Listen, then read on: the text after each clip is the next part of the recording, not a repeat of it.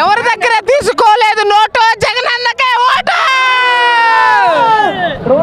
మీరు స్వచ్ఛందంగా వచ్చారా, డబ్బులు ఇస్తే వచ్చారా? స్వచ్ఛంగానే రూపాయి తీసుకోవాలా, పెట్రోల్ కానీ మొత్తం మేమే. జగన్ గారి పరిపాలన ఎలా ఉంది? జగన్ మళ్ళీ జగనే. నాకు 2 సంవత్సరాల మీద ఐటీఐ చేసా నేను. 40,000 రూపాయి కట్ల మొత్తం జగనే. 40,000 జగనే. మా ఇంటికి 1,30,000 పట్టాయి, 1,80,000 మళ్ళీ ఇప్పుడే పడతాయి. రూపాయి పెట్టలే మేము. జగనే మళ్ళీ మమ్మకి మొన్న 16,000 పడ్డాయి మొన్నే ఆసరా. ఇంకేం కావాలి, ఇన్ని డబ్బులు వేస్తున్నాడు. పథకాలు కూడా వాళ్ళు వైసీపీ నేతలకి చేరవేస్తున్నారని కూడా అందరికి వచ్చినాయి. జగన్ అన్న ఏం చెప్పాడు, మీ ఇంట్లో మంచి జరిగితేనే ఓటేయండి, వేయొద్దంటే మళ్ళీ జగన్ అన్నే చెప్పమన్నాడని కూడా చెప్పమన్నాడు. అదే జగన్. ఎవరి దగ్గర తీసుకోలేదు నోటు, జగన్ అన్నకే ఓటు. పవన్ కళ్యాణ్ అంటున్నాడు జగన్మోహన్ రెడ్డి పాతాలని లేదు అసలు తిరిగే ఓడేవుడు అక్కడ ఓటేయుడు ఒక్క ఓటు కూడా పడదు. పవన్ కళ్యాణ్ అంటున్నాడు జగన్మోహన్ రెడ్డి ఒప్పుకుంటే జగన్మోహన్ రెడ్డి నా 4వ భార్య అని చెప్పేసి కొన్ని వ్యాఖ్యలు అయితే చేశాడు. వ్యాఖ్యలు ఎలా చూడొచ్చు అంటారు? ఈసారి మళ్ళీ జగన్ గెలిస్తే నెక్స్ట్ వేసేది పవన్ కళ్యాణ్. అది చూసుకో. జగన్మోహన్ రెడ్డి గారి పరిపాలన ఎలా ఉంది? జగన్మోహన్ రెడ్డి పరిపాలన అనేది 100కి 100 అంతులు. మేనిఫెస్టో 2019 సంవత్సరంలో ఏదైతే చెప్పాడో చెప్పిందే చేస్తాడు జగన్. కంపల్సరీ ఇచ్చిన హామీల్లో 90% ఎబో పైనే ఇచ్చిన దానికంటే ఇంకా అభివృద్ధి చేశాడు. ఒక వాలంటీర్లు కానీ, ఒక సచివాలయ వ్యవస్థ కానీ, రైతు భరోసా కానీ, పేదలకి ఎన్ని కావాల్సింటే ఇక ఒక 1వ తారీఖే పేదలకు పెన్షను, అదేవిధంగా ఎన్నో విధంగా రైతు భరోసా కానీ ఎన్నో విధాలుగా అభివృద్ధి చేశాడు జగన్మోహన్ రెడ్డి. అలాగే చంద్రబాబు నాయుడు గారు 2014లో 600 హామీలు ఇచ్చాడు. ఒక్క హామీ కూడా నెరవేర్చలే. అలా ఒక్క హామీ నెరవేర్చలేదు. అది ఈరోజు గెలవలేదని ఎట్టో ఆయనకు అర్థమైపోయింది. అలాగే ఇప్పుడు ఆయన బీజేపీ, పవన్ కళ్యాణ్, అలాగే కాంగ్రెస్, సిపిఐ ఎంతోమందిని కలుపుకొని వచ్చిన జగన్మోహన్ రెడ్డిని ఏమీ చేయలేడు. అలాగే ఈ వైనాట్ 175కి కంపల్సరీ గెలుస్తామని మేము హామీ ఇస్తున్నాం.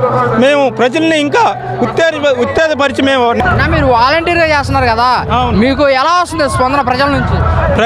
నా 50 కుటుంబాల్లో ప్రతి ఒక్కరూ నా ఓటు జగన్మోహన్ రెడ్డికి అంటున్నారు. అంత నమ్మకం చెప్తున్నారు. నమ్మకం కంటే ప్రజలు ఆ విధంగా అభివృద్ధి పొంది జగన్మోహన్ రెడ్డి పరిపాలన అనేది ప్రతి కుటుంబంలో ప్రతి ఒక్కరికి సంక్షేమం అనేది జగన్మోహన్ రెడ్డి సంక్షేమం. ప్రతి ఒక్క కుటుంబానికి ప్రతి ఒక్కరికి చేరవేయడంలో వాలంటీర్ పాత్ర నేను బాగా చేశాను. జగన్మోహన్ రెడ్డి ద్వారా సుపరిపాలన బాగుంది. కంపల్సరీ జగన్మోహన్ రెడ్డికి నా ఓటు అంటున్నారు. వాలంటీర్స్ కూడా గతంలో చంద్రబాబు నాయుడు గారు కానీ పవన్ కళ్యాణ్ కానీ దూషించారు. ఇప్పుడు మళ్ళీ మా ప్రభుత్వం అధికారంలోకి వస్తే వాలంటీర్లు కొనసాగిస్తామంటున్నారు. దీన్ని ఏ విధంగా చూడొచ్చు? ఒక చంద్రబాబు నాయుడు అనేవాడు అందితే కాళ్ళు లేకపోతే జుట్టు అనే వ్యక్తిత్వం అనేది చంద్రబాబు నాయుడు గారిది. ఆయన 14 సంవత్సరాలు సీఎంగా చేసి ఒక్క పరిపాలన ఒక్క విషయంలో కూడా జనాలకి ఈ మేలు చేశాననేది ఒక్క పథకం కూడా లేదు. అదే జగన్మోహన్ రెడ్డి గారు నవరత్నాల ద్వారా ప్రతి ఒక్కరికి ఇంటికి వెళ్ళి ప్రతి సంక్షేమం అనేది ఇంటికి చేరవేశాడు. అది ఈసారి ఖచ్చితంగా పులివెందులో టీడీపీ జెండా ఎగరవేస్తానని చంద్రబాబు నాయుడు గారు కొన్ని సవాళ్ళు అయితే విసురుతున్నారు. పులివెందుల్లో మెజార్టీ అనేది పెరగడమే కానీ తగ్గేదిగా అస్సలు లేదు. ఎందుకంటే జగన్మోహన్ రెడ్డి పరిపాలన అనేది అలాగుంది. డిపాజిట్లు గల్లంతు ఈసారి జగన్మోహన్ రెడ్డి ద్వారా పొందిన మేలు అనేది జగన్లో అట్లా ఉందన్నమాట. ఈసారి టీడీపీ జనసేన కలిసి పొత్తులతో వస్తున్నారు కదా, ఈసారి వైసీపీ ప్రభుత్వాన్ని భూస్థాపి చేపిస్తానని ప్రతిపక్షాలు అయితే కొన్ని సవాళ్ళు ఇస్తున్నాయి. డిపాజిట్లు తెచ్చుకోమని చాలు. పవన్ కళ్యాణ్ నువ్వు ఒప్పుకుంటే నువ్వు నా 4వ భార్య అంటూ కూడా కొన్ని వ్యాఖ్యలు అయితే చేశాడు. 4వ భార్య ఆయన ఈ ఎలక్షన్ అయిపోగానే మళ్ళీ 5వ భార్యను 6వ భార్యను అందరం చేర్చుకుంటూ ఉంటాడు. అతని మాటలు ఆయన ముందు సీఎం మామూలుగా అతన్ని ముందు ఎమ్మెల్యే గెలవమని చాలు, ఎమ్మెల్యే కాదు కార్పొరేటర్గా గెలవమని చాలు. పవన్ కళ్యాణ్ అంటున్నాడు జగన్మోహన్ రెడ్డి నువ్వు ఒప్పుకుంటే నా 4వ భార్య అంటూ కూడా పవన్ కళ్యాణ్ కొన్ని వ్యాఖ్యలు అయితే చేశాడు. 4వ పెళ్ళాంకి ఈయనేందుకు కొద్దివాళ్ళు ఉన్నారు, 3 అయిపోయినాయి. కొద్దివాళ్ళని తీసుకొచ్చుకుంటే వాళ్ళు ఎంతమంది అయినా మారచ్చు. ఎందుకంటే వాళ్ళు ఎటు కానీ వాళ్ళు అంతా నలగొడతారు. పవన్ కళ్యాణ్ అంతా నలగొడతారు. వీళ్ళంటే ఆడవాళ్ళు బయటికి రాలేరు. కొద్దివాళ్ళు అనుకో వాళ్ళు నాలుగు కొడతారు ఒకడేనక మాల ఒకడు. సీఎం హోదాలో ఉన్న వ్యక్తిని ఇలా మాట్లాడటం ఎంతవరకు కరెక్ట్ అంటారు? వాడికి అసలు ఎన్ని సార్లు నిలబడ్డా సీటు రాలేదు కదా. వాడు ఎందుకండి వాడి అసెంబ్లీ కాదు, వాడు చంద్రబాబు నోట్లో పెడతాడు. వాడు నోట్లో పెడతాడు. అవి ఓట్లు అయిపోయి వాడు నోట్లో పెడతాడు. పవన్ కళ్యాణ్ అంటున్నాడు జగన్మోహన్ రెడ్డి నిన్ను పాతాళలోకి తొక్కేస్తాడు కూడా. పాతాళానిక నువ్వు ఆగుతావా? నేను చెప్పిస్తావా? పవన్ కళ్యాణ్ దొక్కటం కాదు, పవన్ కళ్యాణ్ దొక్కుతారు ఎవరు? వాళ్ళ నాయుళ్ళు. వాడు దొక్కే పని లేదు జగన్మోహన్ రెడ్డిని, వాళ్ళ నాయుళ్లే దొక్కుతారు. ఎందుకంటే వీడు ఎదవ కాబట్టి వాడు చంద్రబాబు దాంట్లో పోయాడు. సైనికులేమో పవన్ కళ్యాణ్ సీఎం చేద్దాం అనుకుంటుంటే పవన్ కళ్యాణ్ చంద్రబాబు సీఎం వాడు చంద్రబాబు కొడుకే. చంద్రబాబు కొడుకు పోయి ఆడాడో పడుకుంటే ఈడు రోడ్డు మీద పడుకున్నాడు. ఎవడు పడవటానికి? వాళ్ళ నాయుళ్ళు ఉన్నారు, వాళ్ళ నాయుళ్ళని చూసుకోవచ్చుగా. చంద్రబాబు గారు ఎందుకు? లోకేష్ ఆ కొడుకు, పవన్ కళ్యాణ్ ఆ కొడుకు ఇద్దరు. వాడెవడుకో పుట్టినోడు, ఈడేమో పప్పు కొడుకు. వీళ్ళిద్దరు అయ్యా కొడుకులు.